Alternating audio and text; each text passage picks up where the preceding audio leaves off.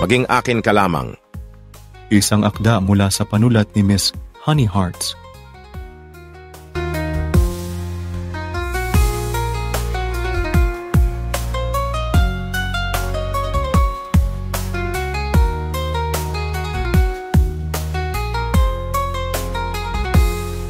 Ang 19 na kabanata.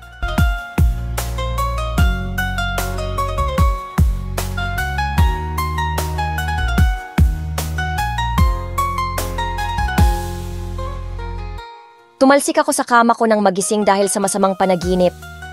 Basa din ang mukha ko ng mga luha. Nananaginip lang pala ako, si Chance. Nasambit ko tapos napailing. Hindi magagawa ni Chance yun sa akin, nananaginip lang ako. Nananaginip lang ako pero pakiramdam ko, dala-dala ko pa rin ang takot at kaba na mayroon ako sa masamang panaginip na yon. Nananaginip lang naman ako, di ba? Nananaginip lang? It was just a bad dream, but why is it that everything feels so real? Inilibot ko ang mga mata ko sa paligid at puro puti ang nakita ko. Hindi ko ito kwarto, naalarma at kinabahan ako. Hindi nga lang ba't nananaginip ako pero bakit ganito? Bakit wala ako sa sarili kong silid? Nasaan ako? I looked around and I realized that this room was the exact place kung saan dinala at kinulong ako ni Chance. Nanayo ang mga balahibo ko sa batok. Oh my goodness! Hindi nga ako nananaginip lang. Totoo talaga yung nangyari. Dinukot at kinulong ako ni Chance sa lugar at kwartong ito. Paano niya nagawa sa akin ito gayong pinagkatiwalaan ko siya? Itinuring na mabuting kaibigan at buong akala ko'y mabait siyang tao. Walang hiya ka, Chance! Walang hiya ka! Walang kapatawaran ang ginawa niya. Wala! Umupo ako sa gilid ng kama habang pinaghahampas ang mga kamay ko at iyak ako ng iyak. Isa siyang walang hiyang tao. I shouldn't have trusted him even from the very beginning. Kung sana'y hindi ako nadala sa mapagkunwaring kabaitan at kabutihan niya sa akin. Hinding-hindi kita mapapatawad, Chance. Pinagkatiwalaan kita, pinagmalasakitan, pero eto pa ang ginawa mo sa akin. Napakawalang hiya mo. Ilang sandali akong nanatiling ganon. Iyak lang ng iyak. Nang mapagod ako'y naisipan ko ng gumawa ng paraan para tumakas. Wala si Chance ngayon at hindi ko alam kung saan siya nagpunta at wala na rin akong pakialam pa sa kanya. Sana nga ay hindi na siya bumalik. Sana hindi na siya magpakita pa dahil namumuhi ako sa kanya. Sana'y maglaho na lang siyang parang bula. Tiningnan ko ang suot na relos at nakitang 6:00 na. Maaga pa kanina nang pumunta ako't ikinulong rito. Hindi ko na malayan ang oras at matagal akong nakatulog. Siguro'y gabi na ngayon at lubog na ang araw. Kailangan kong makatakas at makaalis, makalayo sa lugar na ito. Kailangan kong iligtas ang sarili ko. Nakita ko ang bag ko mula sa mesa sa gilid at agaran ko itong pinuntahan para hanapin ang cellphone ko. Tatawagan ko si Eden o si Leven para isumbong sa kanila ang kawalang hiya ang ginawa sa akin ni Chance at nang matulungan nila akong itakas rito. Bumagsak ang balikat ko at napahagulgol lang lalo ako nang hindi ko makita ang cellphone ko. Damn! Where's it? Yun na lang ang tanging pag-asa ko para makaligtas mula sa impyernong ito. Natasha? Nanindig ang mga balahibo ko sa takot nang marinig ang boses ng taong nagkulong sa akin dito. Nasa labas siya ng nakakandadong pinto. Natasha? Patuloy niya sa magiliw na pagtawag.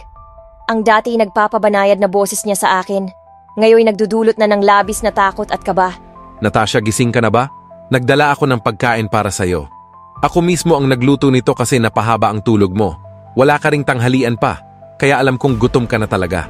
Papasok na ako, ha? Buong lambing at suyo niyang sinabi. Kung dati, nakakagaan sa pakiramdam ang likas na pagiging malambing at masuyo niyang tinig, ngayon natatakot na ako. The sweetness and tenderness of the voice that he has is just deceiving.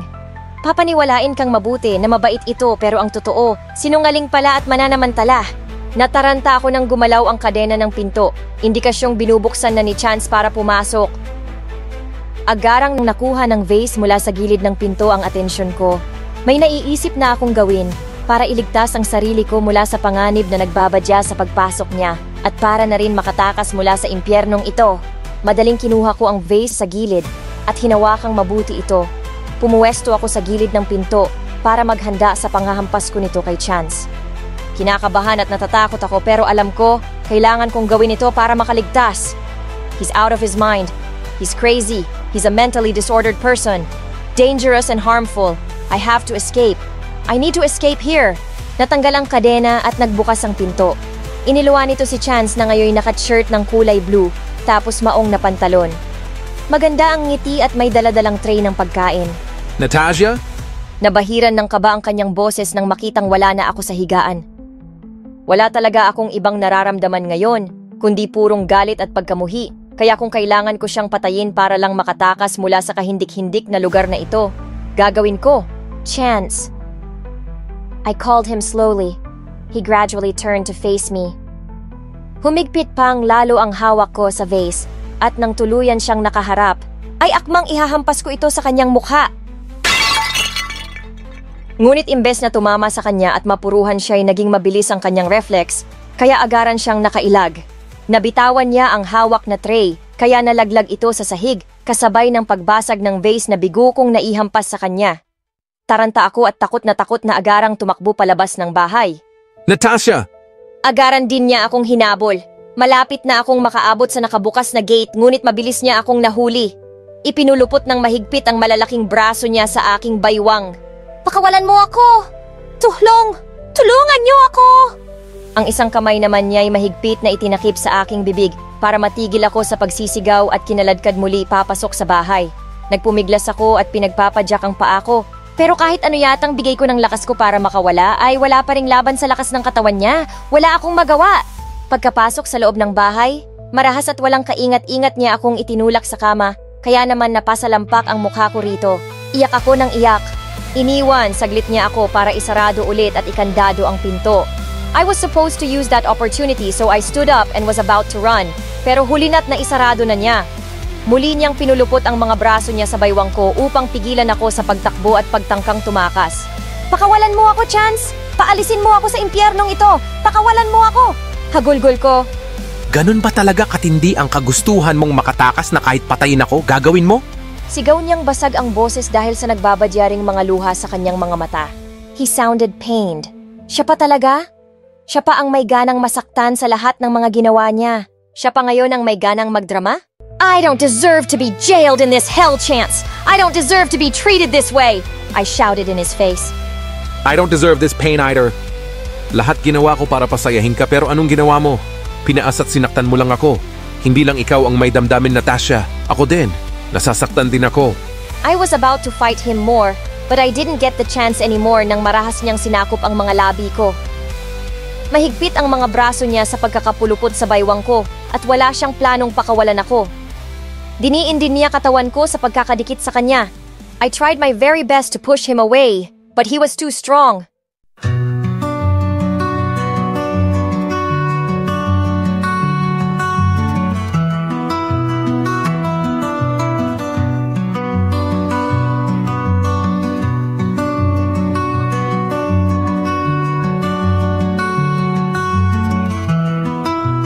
Pinaghahampas ko ang kanyang dibdib, pero nahuli niya ang mga kamay ko at pareho niyang ikinulong ang mga yon sa likod ko. Tapos, ay walang habas pa ring pinaghahalikan ang mga labi ko. The way he was kissing me was punishing me while he was getting emotional. Hindi lang ikaw ang may pakiramdam. Ang marunong magmahal, nasasaktan din ako. May puso't damdamin din akong nasasaktan, Natasha.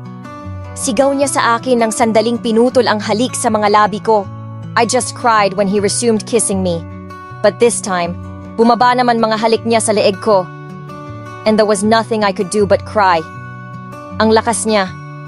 Sobrang lakas niya at wala akong kalaban-laban. Just when I stopped fighting and crying hard, noon din siya tumigil. He looked at my eyes, and I was not looking. I didn't want to look at him. Hindi ko kayang tingnan ang mukha niya. Ang mga mata niyang minsan akong nilinlang at pinaniwalang kahit kailan ay hinding-hindi niya ako magagawang saktan. Look at me, Natasha. He said in a begging voice. I didn't listen. I didn't want to. I would never. Ganun ba talaga katindi ang pagkamuhi mo sa akin na kahit ang tingnan ako sa mga matay hindi mo magawa, ha? Labis na nagdaramdam ang kanyang tinig. Sa muli ay wala siyang nakuhang anumang sagot mula sa akin. Sa tingin mo ba talaga'y gusto kong gawin ito, Natasha? Sa tingin mo ba ginusto kong maging malupit at marahas sa'yo? Gusto ko lang namang tingnan mo ako kagaya ng tingin mo sa walang kwentang live-in na yon. This time I finally gave him a look. But it was a very cold and uninterested bored look. Was he thinking that he could sway me sa pagpapaawa niya? Never, nadala na ako! I smirked, which angered him more and led him para itulak ako ng marahas at sa wakas ay pakawalan ako. Buti na lang at nakapagbalanse ako, dahil kung hindi ay siguradong natumba na ako sa sahig. Gayunpamay pinanatili ko ang matigas at malamig na ekspresyon sa aking mukha. I heard him sigh deeply before he left. Hindi na ako nagtangka pang magmakaawa ulit na pakawalan at palabasin niya ako mula sa impyernong ito dahil alam ko namang wala ring magagawa ang pagmamakaawa ko. He still won't listen and he won't still free me. Useless lang. Ang mabuti pa sigurong gawin ko ay muling mag-isip ng pinaka-epektibong paraan upang makaalis at makawala ako sa lugar na ito.